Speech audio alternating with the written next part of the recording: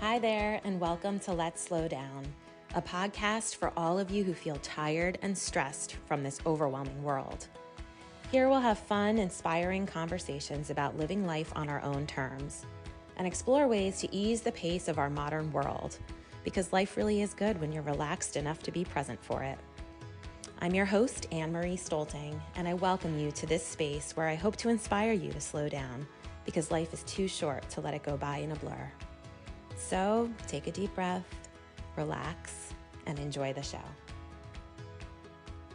To slow down enough to enjoy your life at a pace that feels right and is comfortable, with enough space to breathe and room to grow, is the purpose of the Let's Slow Down podcast. I'm your host, Annemarie, and I'm here today without a guest to share my sincerest gratitude with all of you for listening and helping this new podcast to grow. As social media isn't a space I frequent too often, I'll need to lean on you, the listener, to share this show with friends and family who might enjoy it. Let's do this the old-fashioned way, my friends.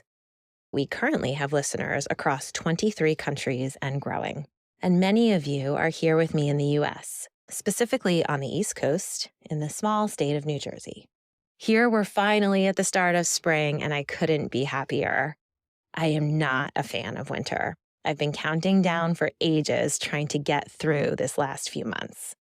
This episode is going to be fun no matter where you're listening, because we're going to explore a new season and all the fresh starts that come with it. I just love a brand new start. There's something magical and energizing about a new beginning. Spring especially brings feelings of renewal, rebirth, and invigorates all the senses. I love the longer days and the warmer weather. Leo Tolstoy said, "Spring is the time for plans and projects," and I'd have to agree. I feel extra motivated and excited to declutter and clean and plan some new house projects. What I'm focusing on these days is the feeling I want to get in my home. Decluttering after a long winter is a great start. It really helps the home to feel more airy, and it makes it a lot easier to clean. I've really been trying to notice where things pile up in my home and offer creative, useful solutions to the problem. I find the more furniture I have in a room, the more places we have for stuff to kind of pile up. So for me, the balance is having just enough functional pieces in a room to make the room work, make it flow, and offer a nice balance. Another concept that is new to me is feng shui. Feng shui is an ancient Chinese art of arranging buildings, objects, and space in an environment to achieve harmony and balance. It's based on the idea of conscious occupation, with the aim of bringing positive energy and influence to the people who occupy the space in the world. I recently had the opportunity to interview Sarah Ann, founder of Jade Scott Design, and I'm excited to share a conversation in the coming weeks. I started feng shuiing. I don't even know if that's a verb, but I've been using it as one. My home office, my deck, I've worked on the bedroom, and I feel a new sense of energy and renewed purpose in these spaces. Just giving the room a good clean, wiping things down makes a huge difference. But I like rearranging furniture. Just ask my family. It's like a couple times a year I just start rearranging rooms. But I'm using the practices and the tips that are based on this ancient Chinese tradition, and I think it's really helping. I'm learning to embrace the energy of my house differently, and I think it's making a difference. So that's going to be a fun episode about feng shui to share with you down the road. If you aren't super familiar, I would encourage you to check it out. It might just seem like, I don't know, something kind of minor, like just, rearrange your furniture or just, wipe down some countertops. But it's these little things that together can build up and really make a profound impact on your day-to-day. Spring is kind of a dichotomy for me because I love it, but it's extra busy, which I don't love so much. So there's always lots of activities and end of the year events. But for my family in particular, the youth sports schedule really ramps up, leaving me feeling more like an Uber driver than anything else. I'll be exploring the issues surrounding our kids and the intensity of youth sports and clubs, and just the overall ridiculous and unreasonable amount of expectations that society puts on them and us as parents. So I have 2 upcoming episodes, one with Kim John Payne. He's the author of my personal parenting Bible called Simplicity Parenting. and another with Scott Lancaster, who's the co-author of Beyond Winning and founder of Whole Child Sports. They are really thought-provoking conversations on issues that I personally struggle with in achieving balance in my own home and my family. And since I'm bracing myself for a season of more in terms of these commitments, I've spent a lot of time thinking about how I envision this season looking and outlining actions I need to take to make it all flow. I'm trying to avoid the exhaustion, illness, burnout, and I'll continue to lean on my support system of amazing moms, friends, family, so many people who pitch in to keep all the balls in the air. And I will also continue to gauge how and when things need to be dropped to be sure there's still enough downtime to really serve our well-being and the overall health in my house. I'm not much of a cook, but I'm trying to plan out easy, healthy recipes to avoid more stress and pigging out on too much takeout and junk food.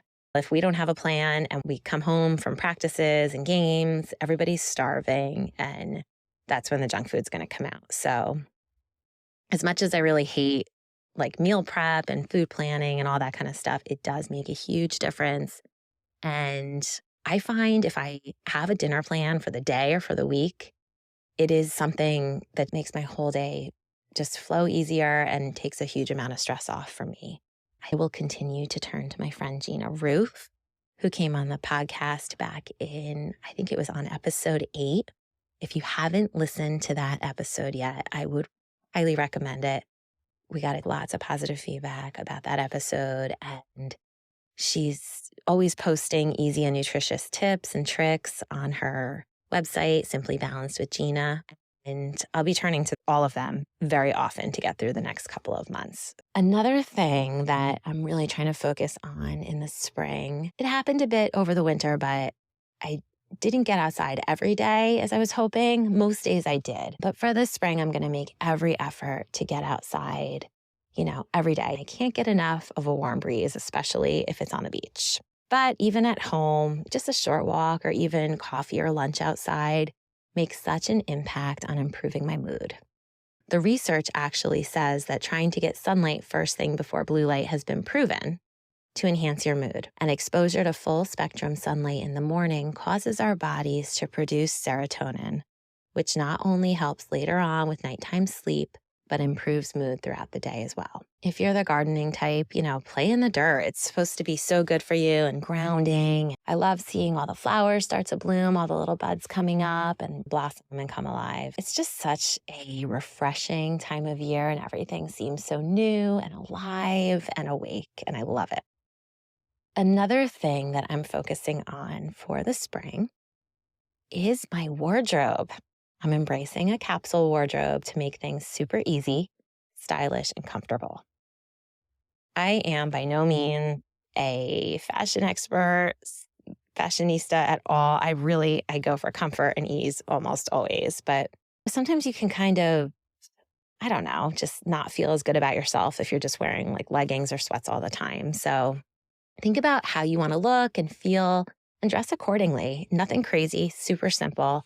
I like to pare down my closet, and I do it often. It makes sense to do it at the end of a season. Anything that you haven't worn over the last couple months, donate it. If you didn't wear it this season, you're probably not going to wear it next year. Things don't last forever. They wear out, they shrink, they get stains. Get rid of the stuff you don't use. There is no sense in storing it for another season if you didn't wear it now.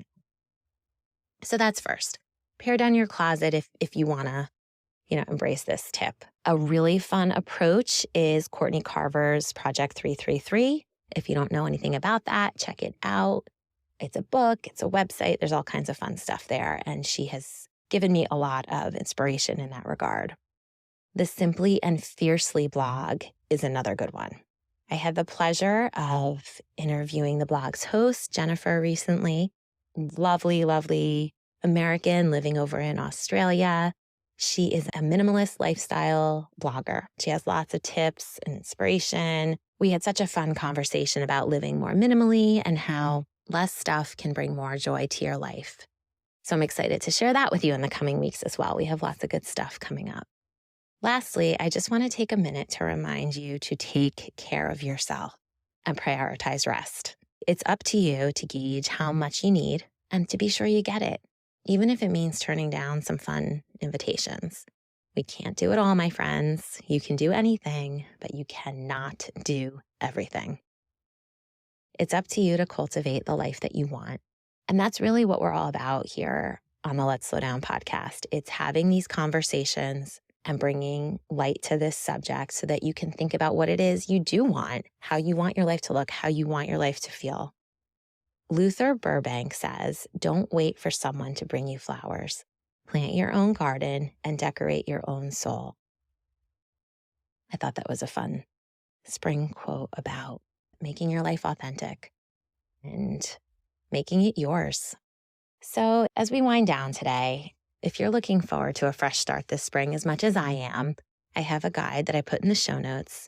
It offers easy ways to embrace a simple spring. Just click that link to get the guide today. You can print it out or keep it on your phone for some spring-themed inspiration this week. And just a reminder that the best way to support this podcast is to rate and review and share it with friends. It means the world to me to see a new review because it lets me know that I'm impacting someone in a positive way. Thank you to the many who have already shown your support. Let's start a slow down movement, one episode at a time, my friends. This podcast has truly been a new source of joy and energy in my life, and I love exploring topics and sharing these conversations with you. There's so many factors that influence this lifestyle, and it starts with having the conversations and hoping that you can take little bits that feel right and implement them in your own life to spark positive, sustainable change. So enjoy the first week of spring, and until next time, be well.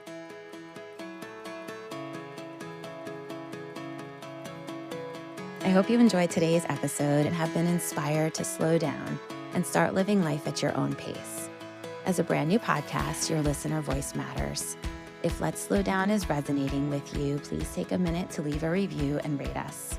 Subscribe to the show wherever you listen and share it with friends. Remember, this is a process, so go easy on yourself. Be gentle and take all the space you need to thrive, because the world needs you to be at your best, to love and serve others and yourself.